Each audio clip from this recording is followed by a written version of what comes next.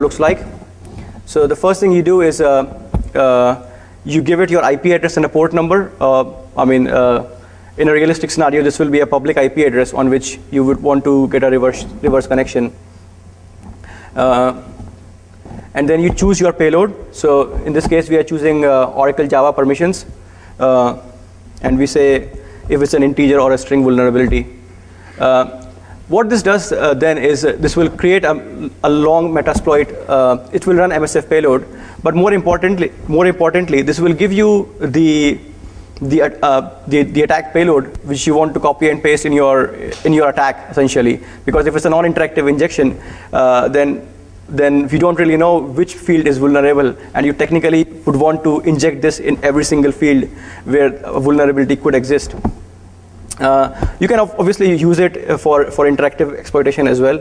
This gives you a URL encoded as well as a non-URL encoded. So even if you have like an interactive SQL plus session and you're being lazy, you can just copy paste that string and it will spawn a reverse shell. So this one does not actually give justice to it, but if you go through your burp suite, you will see that it sends just one single request and opens up a Meterpreter session from the backend database. Yeah.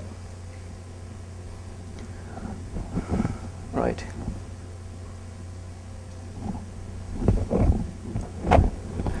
Right. So using this, we can. So moving on. Using this function, we can execute DML and DDL statements. So we are not just limited to a select statement. If the injection was in a select query, we can issue statements like grant DBA to public and things like that. If you can execute DDL or DML statements, then you can create SQL worms. So I showed a sample SQL injection worm for Oracle at last year's DEF CON, and that's essentially how it looked like. So those of you who are familiar with or who saw SQL injection worm, the worm would go and change the web front end to contain malicious JavaScripts. So when an end user or somebody, Joey Blogs, visits this website, then these malicious JavaScripts, which are now running on this vulnerable website, would exploit browser exploits within the end user session. So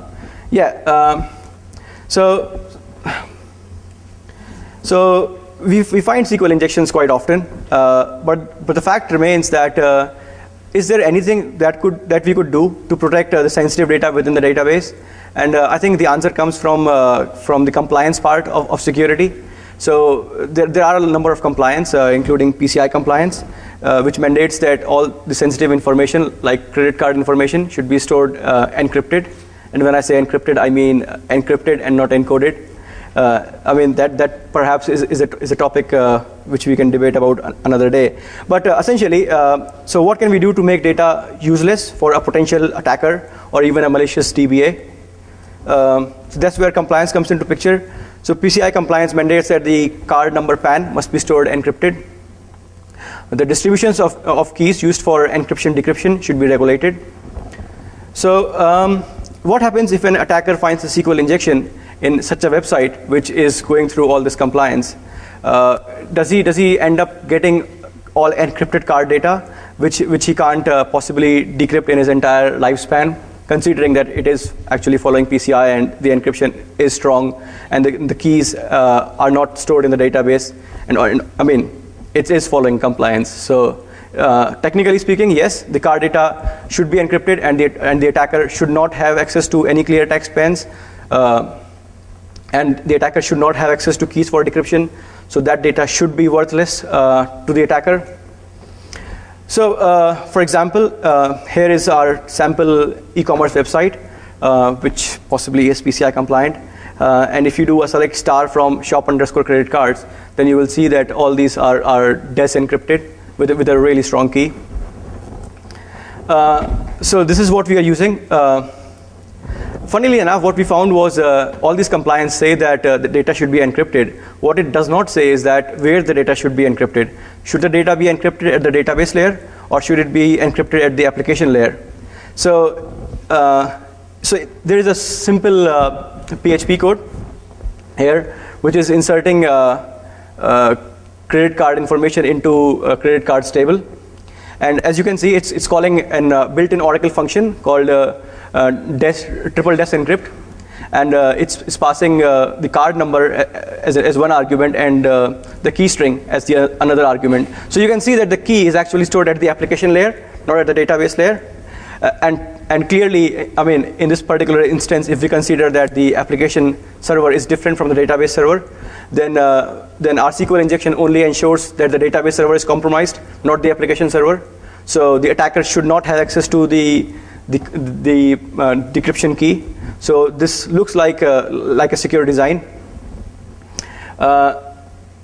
Okay, but the important thing to understand here is that in this particular case, the encryption is actually occurring at the database layer. So at the database, the query which will be issued would be something like insert into credit cards tables the values, and the values will have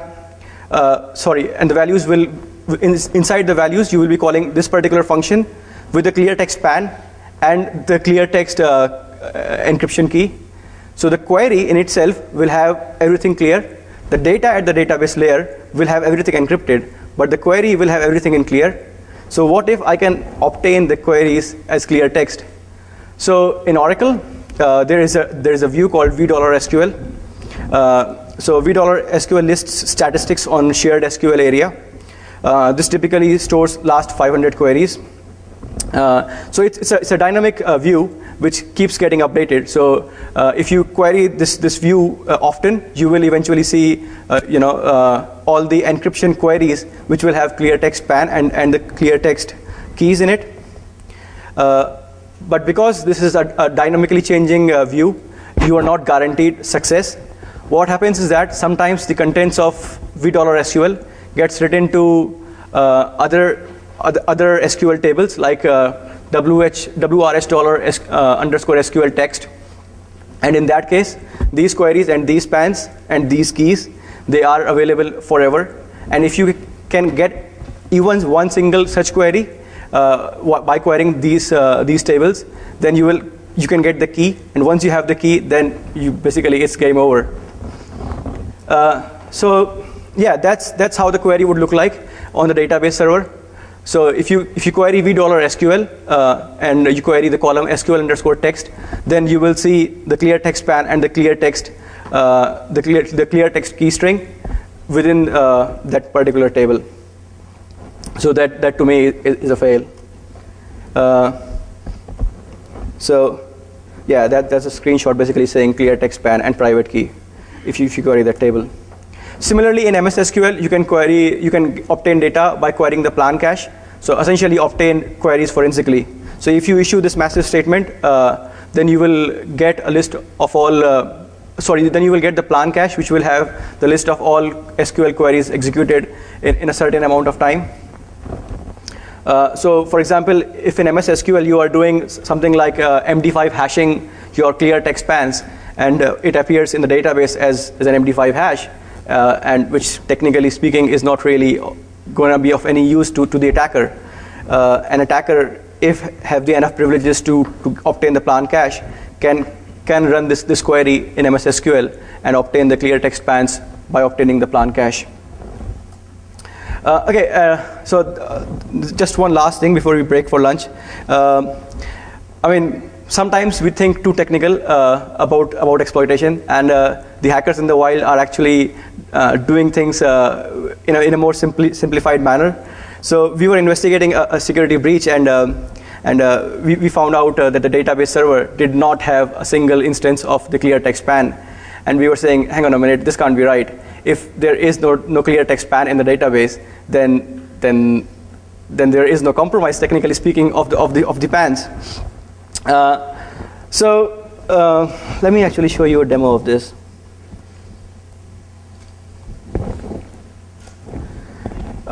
So we're going to be looking at an application which is purely which follows security's best practices. So it's an e-commerce application. Any resemblance to anything is purely coincidental. So you click on the product, you click on buy now, it goes over SSL, so everything is fine. You enter your username and password, you log in, you select the item, and you provide your card details to it, your card number, whatever, your security code, and you essentially buy the product just as you would in a normal e-commerce application. And at the back-end side of things, what you will find is it is following those practices which we have just discussed. So even though there is a SQL injection, there is no clear text span within the database, unless of course if we query $SQL and things like that. So this particular website happens to be suffering from a blind SQL injection. So if you do some things like that, then you will see you confirm the blind SQL injection vulnerability. Right, let me just skip this a little bit. So then you obviously exploit SQL injection. So you fire things like you fire BSQL BF with some parameters in it, and you issue queries like select user from dual, and you will find it's running with Scott privileges. So it's a very low-end privileged user. So we can't really query $SQL because this injection is not privileged. So the earlier attack vector does not actually apply here because we can't query $SQL. Next, what we do is we try to extract the Oracle version, which is not really important in this case, but I think this is an 11G. So this is an 11G first release, 11.0.6 patch set.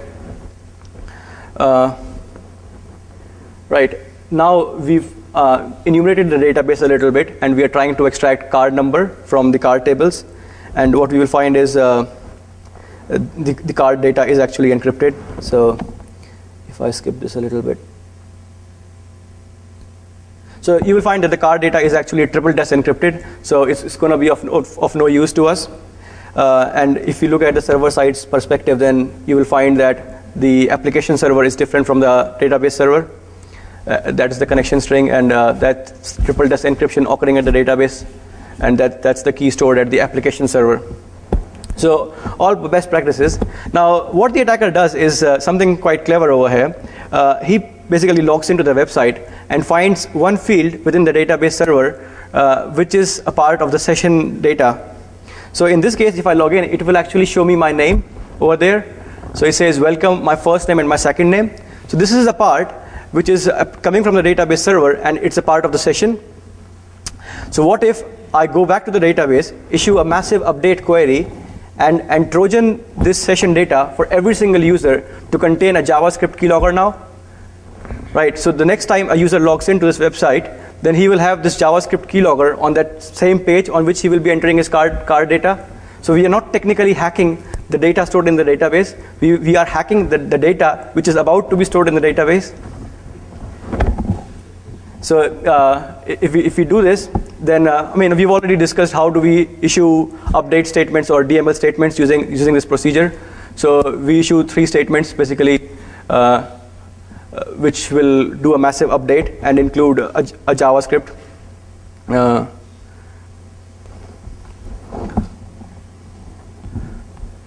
Okay, so using these 3 requests, which is basically DBMS scheduler.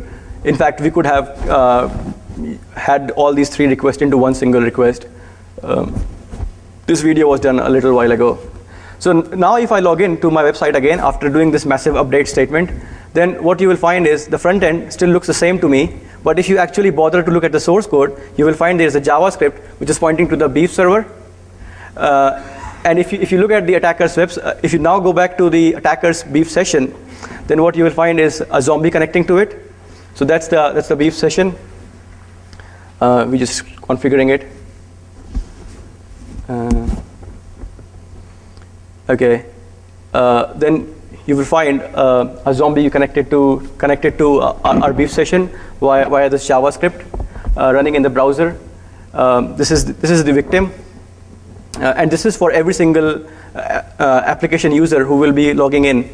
And now if this victim enters his credit card information, then even before it actually enters the database, you will find